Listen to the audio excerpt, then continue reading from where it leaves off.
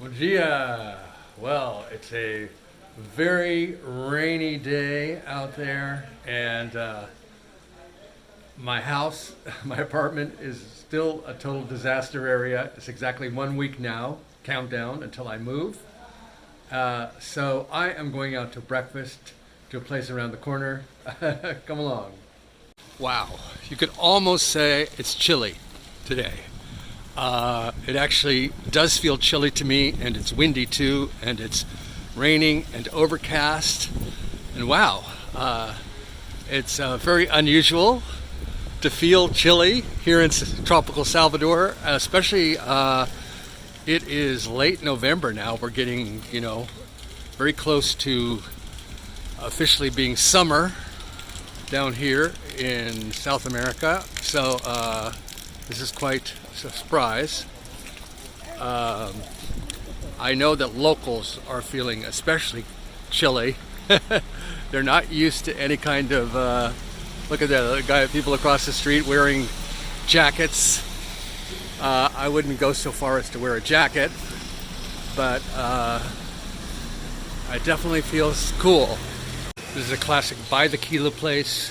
You serve yourself and they weigh it.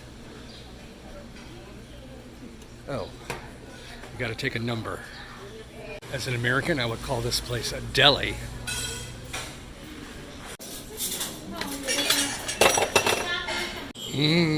Breakfast. And of course, even though it's cool outside, the air conditioning is blasting on me. Okay, breakfast over, time for my daily walk. So, I occasionally get these flights of fantasy about, maybe I'd like to move to another country. Leave Brazil, in other words. Now, this is nothing new. That's been the story of my entire life, basically. Dreaming about, planning, and traveling to and or moving to other countries. It's diminished greatly, especially recently, especially since I've moved to Brazil. I'm mostly sated now because I've done so much travel and living abroad that I've sated that urge, that compulsion almost to at my age, but it still creeps up on me, especially when I watch YouTube. There's lots and lots of YouTube videos about moving to and living in different foreign countries. One country that I've been very interested in is Cambodia as an alternative. I have been to Cambodia once. I liked it a lot.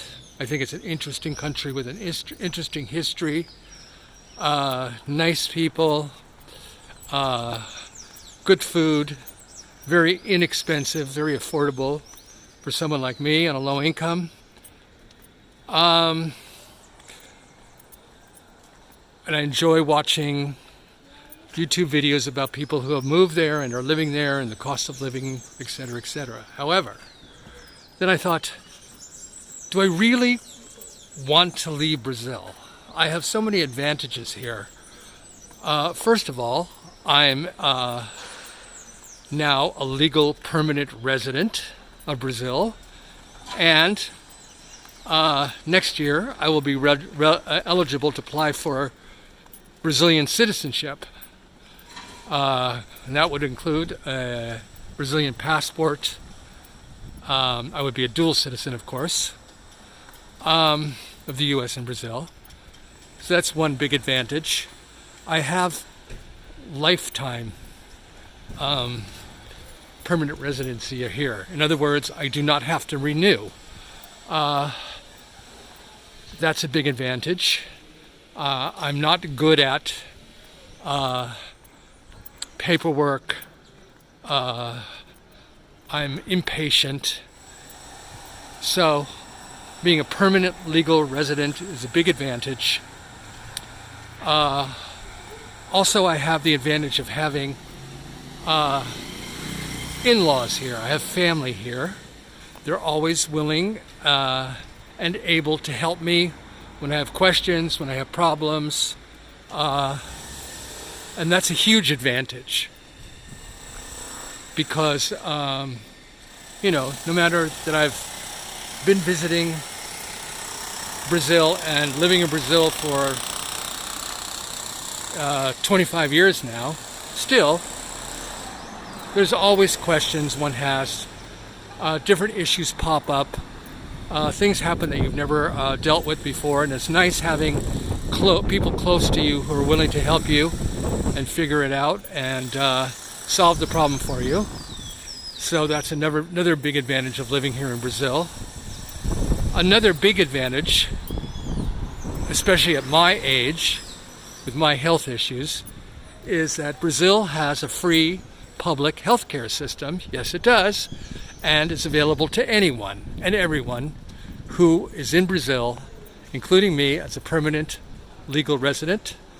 I can go to a public clinic, or to a public hospital anytime I need or want to. I have done it before, about 3 times now. This service has been surprisingly good. There are a lot of complaints, of course, about the public system, as there are in other countries with public systems, but so far, in my experience, it has been good, and that's partly due to the fact of my age. Senior citizens get a lot of advantages in Brazil. There's lots of laws where seniors get priority, and accessing the public health insurance is one of those. So, although long wait times are notorious in the public healthcare system, I walked in, and each time I've gone there, within 10 minutes at most, I'm seen because of my age. There's lots of people in the waiting room, but my name or number gets called very quickly, so that's been a real positive. And the results I've gotten, I haven't gone in for anything very serious. Well, the first time I used it, I went in for severe dehydration, and that was a little bit serious. I got an IV, I got an EKG, not an EKG, a CAT scan, and it was all 100% free. You don't pay a dime. So that's a big advantage. Also, access to medications. Back in California, I was on Medicare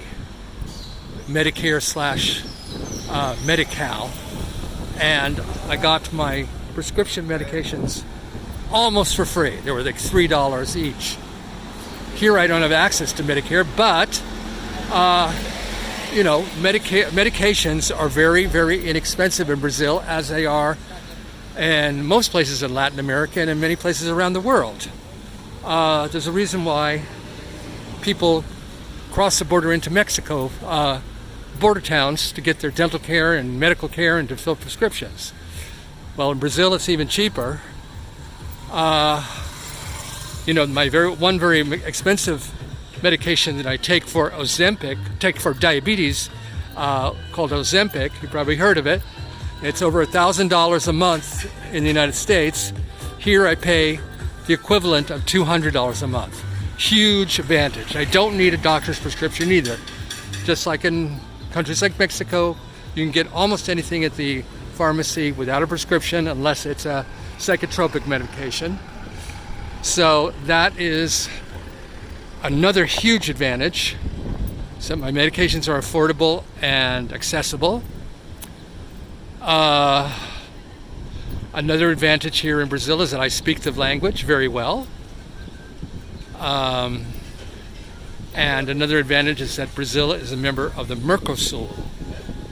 So I not only have legal ability to live here in Brazil, but also in the other countries of the Mercosul. Think of the European Union in Europe. Here we have the Mercosul.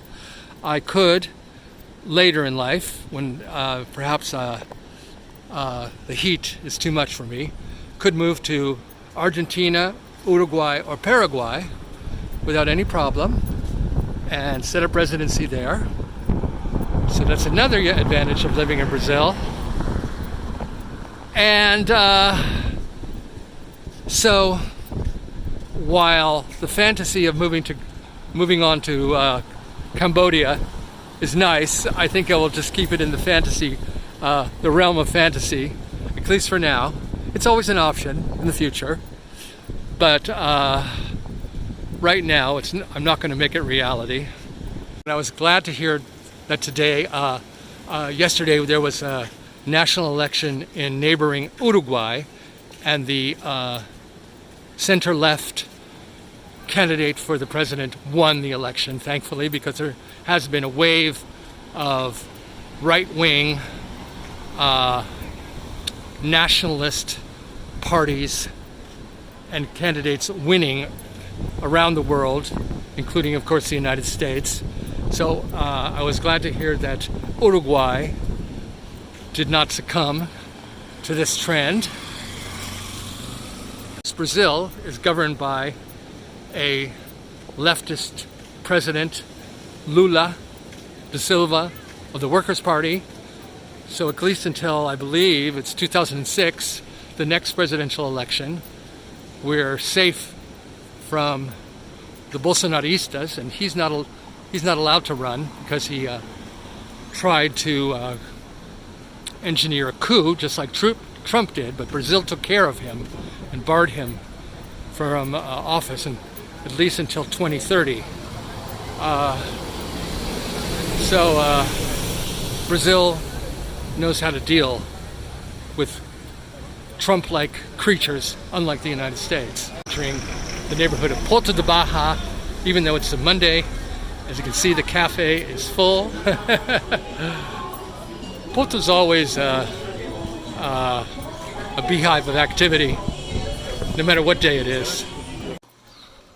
Most people don't think of South America as an option. The response I get about Brazil, for example, very interesting idea, but it's just too far away, too far to travel to, and especially to get back from, in case of an emergency or wanting to visit family and friends. The expense, the airfares can sometimes be as high as $1,500 round trip, depending on the time of year. But mostly it's the distance and the unfamiliarity. You know, everybody, not everybody, but at least, you know, especially Californians and especially San Franciscans who travel widely are very familiar with Mexico. It's not uncharted territory, and it's only a, 3-hour flight or so for most people, or even less if you live in a place like Texas or Florida.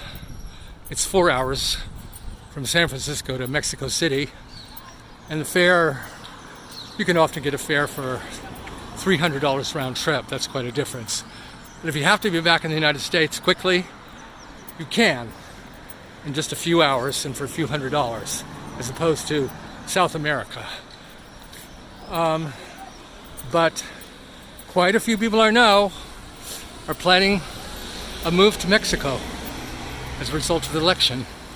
I mean, it's always comes up after every election. Oh, I'm moving to Canada. Everybody thinks they're going to move to Canada.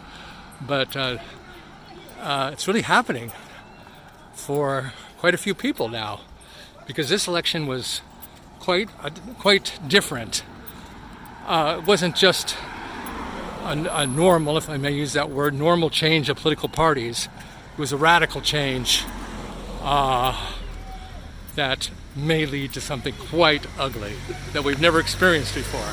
The beautiful view up here of the Bay of All Saints. Gotta love it. But as I mentioned earlier in this video, I have no real plans of leaving Brazil. I'm perfectly fine, perfectly happy here. I just fantasize sometimes. It's an old habit. So that's it for today. Once again, thanks a lot for joining me here today. If you haven't, please like and subscribe, and I'll see you all soon. Beijos. Ciao.